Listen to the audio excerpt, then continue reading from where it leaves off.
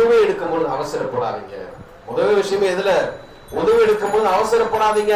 அஸ்பிகில் உதுவை பரிபூர்ணமாக செய்யுங்கள். எந்த ஒரு இடத்திலும் தண்ணீரை படாமல் உங்களுடைய பாகங்களை நீங்கள் அவசரப்பட்டு விட்டு உதவி செய்து விடாதீர்கள் என்று அல்லாஹ்வுடைய தூதர் நபி ஸல்லல்லாஹு அலைஹி வஸல்லம் எச்சரிக்கை விடுக்கின்றார்கள்.